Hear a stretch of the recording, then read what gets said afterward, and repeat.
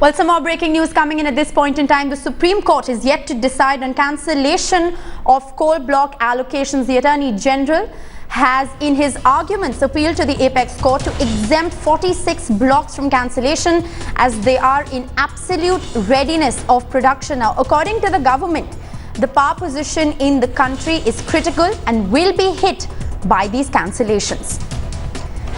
Well, this is the latest that is in fact coming in from the Supreme Court. My colleague Jaskirat Singh Baba is bringing us this latest piece of information. Jaskirat, take us through what this exactly means. The government seeking exemption of those 46 coal blocks, saying that they are in fact ready to begin production, and this will of course adversely affect the economy as well. Take us through what this exactly means.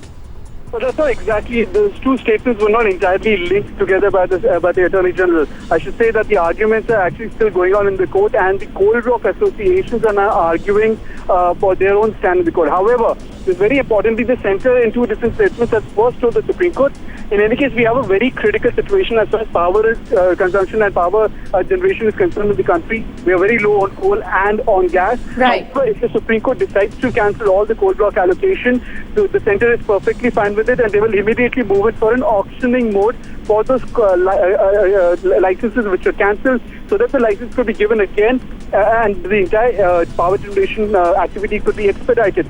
Keeping that in mind and saying that they're okay if the Supreme Court decides to cancel all the coal blocks, the centre has also suggested that of the entire 218 licenses, 80 were already 80 have already been cancelled by the government. Now, this is the previous government which had set up the IMC, the Inter-Ministerial Group, which had recommended the cancellation of those 80 licenses.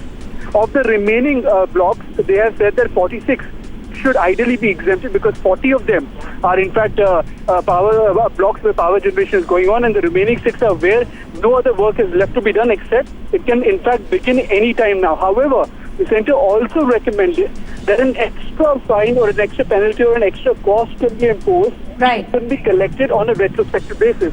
Right. Also, government officials have in fact maintained that the initial assessment of the coal ministry is that the impact of this verdict is in fact huge, because commercial coal mining has become even more important for the country to raise coal output and of course, revise that entire investor sentiment. So clearly this is also a decision that then impacts the larger economy, which is perhaps something that the court will in fact take into cognizance. What is the argument against it? Rishika, the very fact that the Supreme Court did not cancel these coal block licenses in the very judgment last week is evident, makes it evident that the Supreme Court is well pleased with the matter about the economic repercussions of these cancellations. Like in the 2G case, when those licenses were cancelled, the Supreme Court could have actually gone ahead and cancelled the coal block licenses too. However, despite the fact that all of them have been held to be illegal, the Supreme Court didn't cancel it, keeping in mind that there are economic repercussions, which is why they are now deliberating on how to go about it, how to categorize all the coal blocks. What are the coal blocks that can be allowed to continue with a fine and a penalty, a huge penalty? What are the coal blocks that should ideally be cancelled and put in for re-auctioning? Or perhaps, as some arguments go, cancel all of them and go in for a complete re-auctioning. The Chief Justice of India, R.M. Luther, who's here in the case, has another 4 weeks to go before his retirement, and is perhaps looking at coming to a conclusion or coming to a proper mechanism to address this issue before he retires.